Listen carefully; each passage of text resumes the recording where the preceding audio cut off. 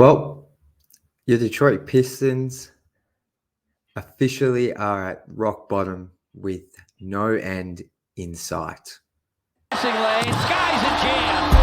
Dynamite dunk and the crowd loves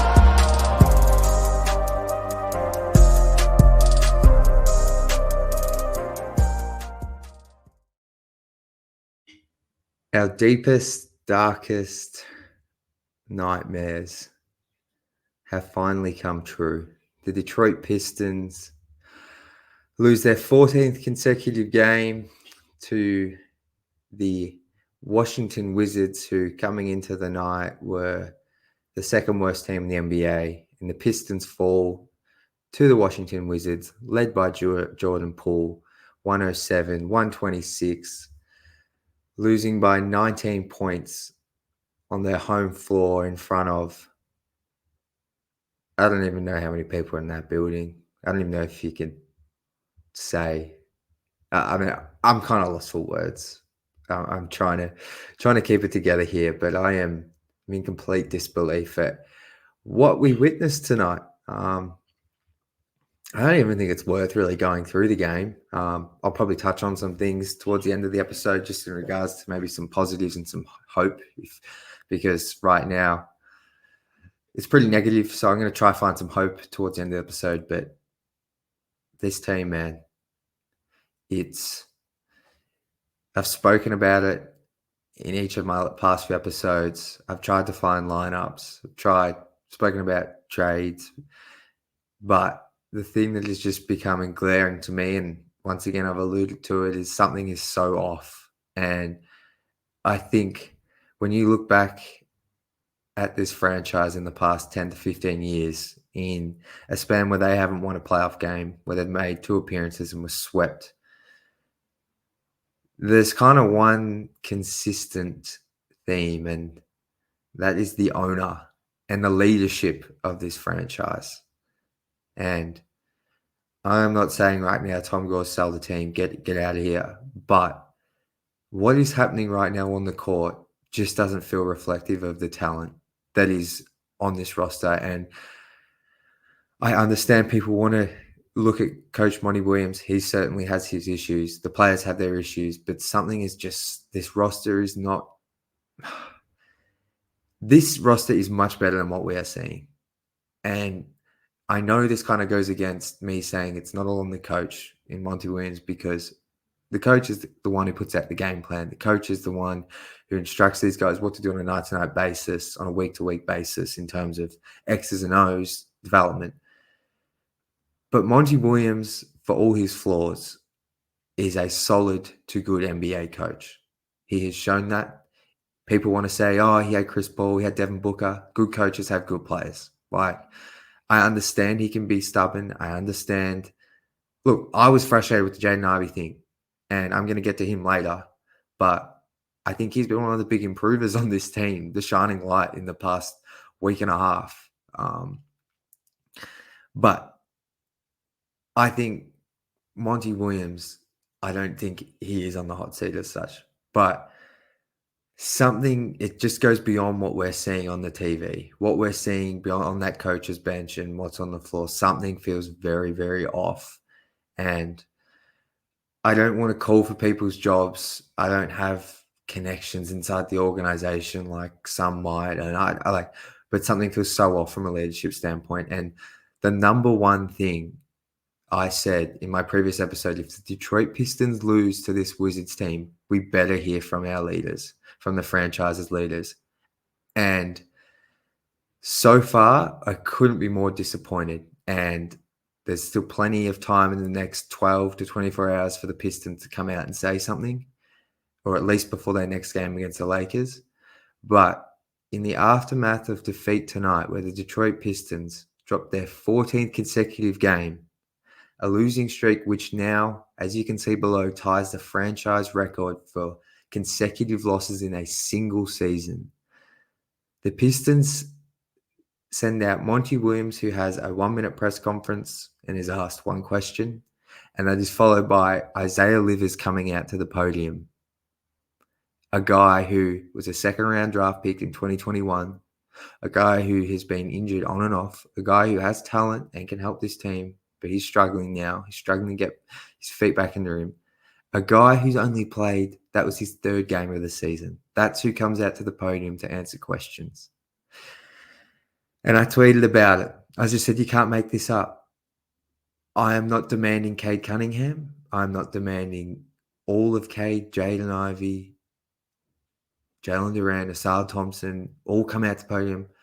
But to send out a guy and Isaiah Livers to feed to the wolves, like to the media. I mean, like, I don't get that. Like the fans, and look, Amari Sankofa got some quotes later from Cade Cunningham.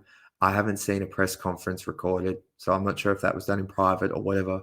But that just to me is like, I know like the head coach always comes out, but why isn't Isaiah Stewart? Like I'm the biggest Isaiah Stewart guy here. He's meant to be a leader of this franchise. And I'm not saying this is on the players. I think this is a combination of PR, the organization, just the front office, the players maybe not wanting to do it. It's a whole organization thing. I'm not when I say players' names, I'm not calling them out specifically because sometimes they don't have a say in this stuff. But I just think like why not Isaiah Stewart? Why not a veteran Alec Burks? Like Isaiah Livers, he's played 3 games and he said the right things and you could tell he was up there and he didn't have the answers.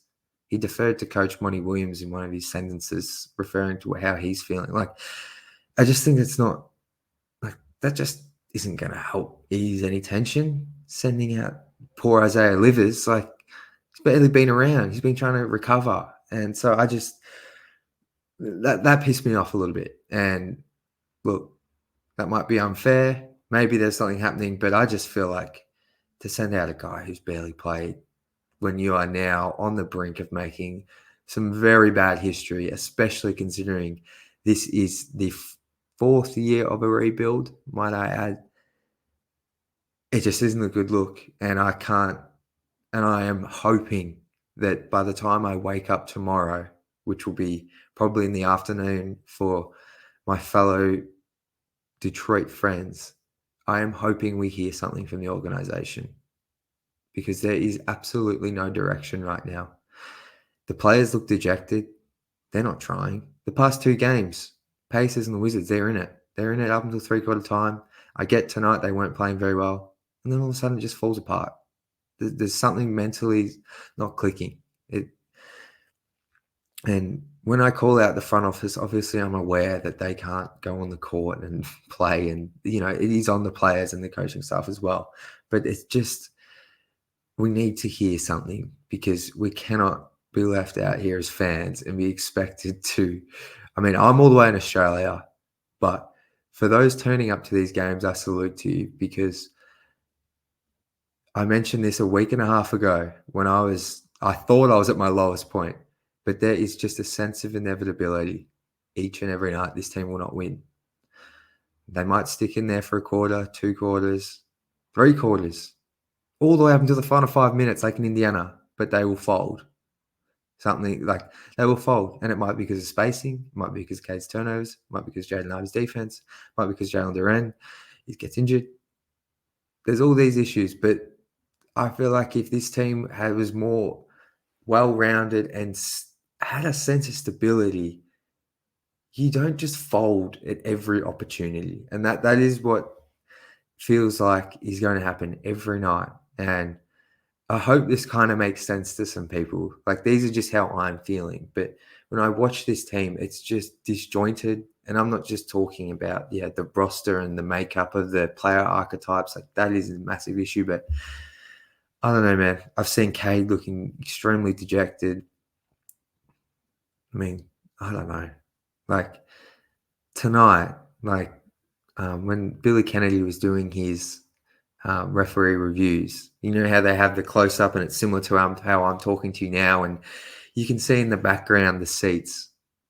That arena, he did it. I'll go back and double check this, but there was a review called around the 8-minute mark of the 4th quarter.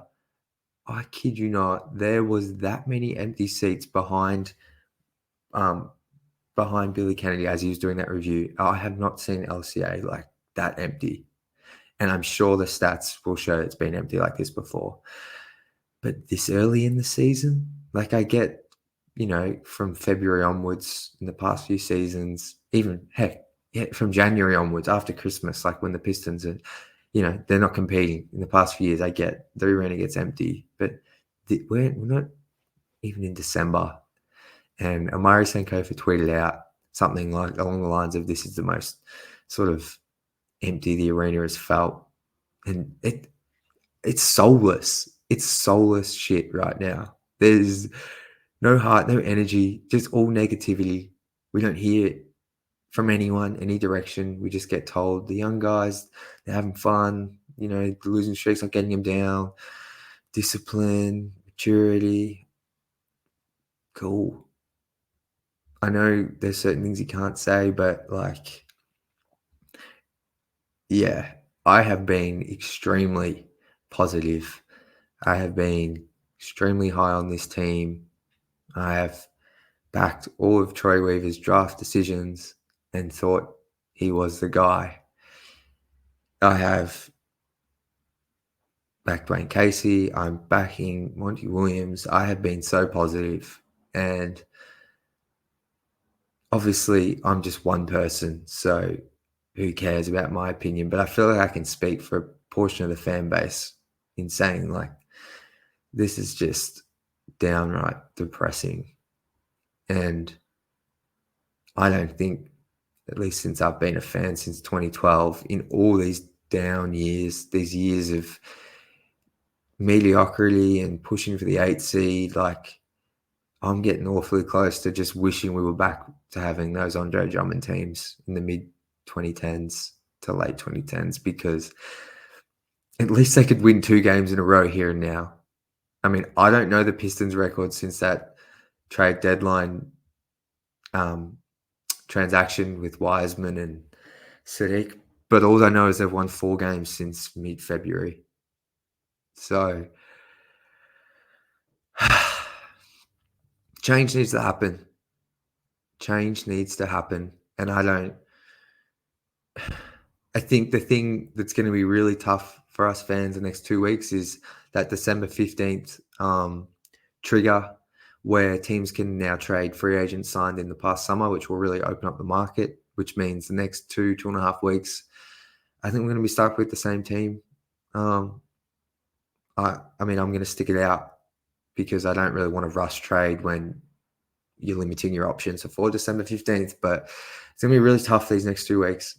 But if there is not a trade, oh, man, I'm going to say within 3 weeks of that December 15th deadline, if we're getting to the end of January and this is still what we're looking at, I just cannot fathom a world where this team looks the same top down in terms of ownership. Well, ownership is a long process, but in terms of front office, coaching, players, there's just no way this can stay the same because it is so clearly not working. So, sorry to go on a bit of a rant that I went for a lot longer than I thought. I hope some of it was coherent, but yeah, this is really tough. This is tough, and in the context of sports, I really don't think it gets much worse than this.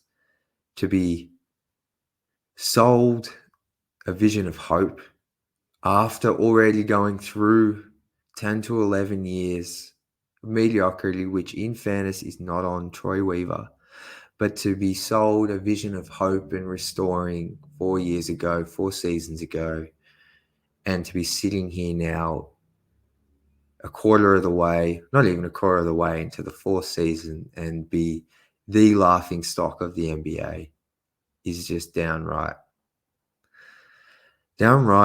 depressing in the context of sports. And I can't tell you how many people I've had message me today, non-Pistons fans, people from within the NBL where I work, people within basketball, people who follow the NBA, casually just messaging me saying, what is going on with your team? It's embarrassing. It's flat out embarrassing. And I hope the one thing I want to leave this last bit of this segment with is I hope we hear from someone within. I'm just going to not even get my hopes up too much. I hope we hear from someone before the Lakers game, which I believe is on Wednesday night. If we don't hear from someone, whether it's a letter, a press conference, a 10-second video, an Instagram story, but if we do not hear from someone within the front office or a new face from the front office, not Monty Williams, but if we do not hear from someone, I'll be so disappointed, because that to me is just a lack of leadership. And that is that I will never stop supporting this team, but that will really get me down if we don't hear from someone. So look, we've got another few minutes here. I'm going to just try bring you some positivity, and I've kind of just got the open-ended question here. Is there any hope? There is hope. There is hope. And like I said, I'm positive most of the time. I'm trying to be positive. So I think the hope here is it's just the young guys. It really is. Apart from the hope of a trade, like I said, after December 15th, in terms of just what we have now for the next 2 weeks, I really want to focus on Jaden Ivey, because I think he is really taking some strides since getting back into that starting lineup. And I think you have to give some of that praise to Monty Williams. I've tweeted out some defensive stats. Opponents are shooting well below league average when defended by him. He's deterring opponents at the rim when they try to take him off the bounce. Catch and shoot numbers are down when Jaden Ivey's defending his man. He's closing out better. His effort is much better. He still gets caught on screens here and there, but his effort overall is just a lot better on that end. And then offensively, he's just efficient. He's efficient. He's finishing at the rim, has improved out of sight. Like I brought it up on the last show, but I believe he's still shooting like high 70s, low 80s% at the rim, which is just a ridiculous number for a 6'3", 6'4" guard. And that's up 25% from last season when he was in the low 50s. So he's become one of the better finishers at the rim for a guard, and in the league in general, for a guard or a wing, 80% is an exceptional mark. So just watching him improve his finishing, improve his decision-making on drives. Tonight, he was more of a facilitator in the first half. So, look, really good game for him. The three-point shots, he's 2 of 3 tonight. I think that's something that you'd like to see up a bit. He shot 1 of 6 against the Pacers, which sort of tanked that efficiency a little bit. But I think I don't have many concerns with the jumper. I think he showed at the end of last season the jumper's real, and it's only gotten better. I think his mid-range pull-up's being forgotten about now that Cade's back in and handling the ball a lot more. Maybe that's something Monty Williams needs to mix into the offense a bit more. But to be honest, I think this team takes enough mid-range shots as is. They probably take too many for my liking. So I'm not too phased about him not getting as many mid-range looks. But yeah, just working on that dribble pull-up, catch and shoot 3, getting it back to where it was in the last season. But yeah, I think he's been exceptional. And I think I'm going to save my conversation on Cade for another episode. I think this roster isn't conducive to success for him right now, but there is a lot he can be doing better. Some of his shot selection isn't great, but I think I'm going to save a deeper conversation on Cade for potentially the next episode, because, yeah, there's a lot to discuss there, and I kind of feel like we're just not getting to see him in the best situation. I think that's obvious. But I think tonight he had a really good game. He had 25 points, only the 1 turnover, I believe. Correct me if I'm wrong in the comments. But look, he was solid again. But I think overall the hope is that Cade, Asar, and Jaden Ivey, when those 3 are on the floor together for this season, they've played over 100 minutes, and their net rating is only -2, which, considering how bad this team has been, that is a positive development. I think they're scoring 106 points per 100 possessions and giving up 108. So the defense looks pretty good with those 3 on the floor, which is a huge, huge positive. And the offense, look, is struggling.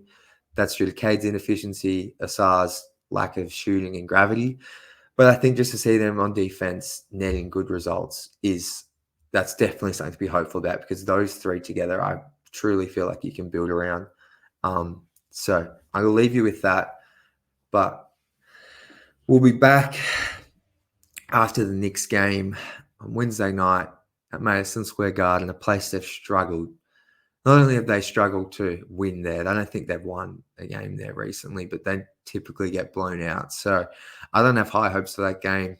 But we're at the point now where this losing streak has gone on for so long that each game that goes by, it almost, in a weird way, feels like their win probability is higher just because they've lost so many games at a rate that's such an outlier. So we'll be back for that game.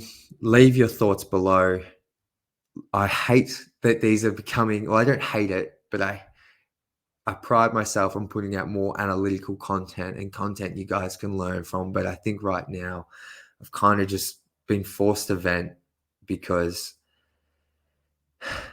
I can get into breaking it all down, but I feel like I don't know how much it matters right now. So appreciate you all sticking with me. I appreciate all the support. Anyone who subscribes, likes, comments, it means the world to me. And I hope we can vent in the comments below and continue to push through this season. But until Wednesday night, we'll be back.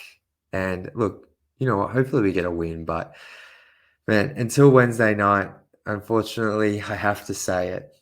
Go Pistons.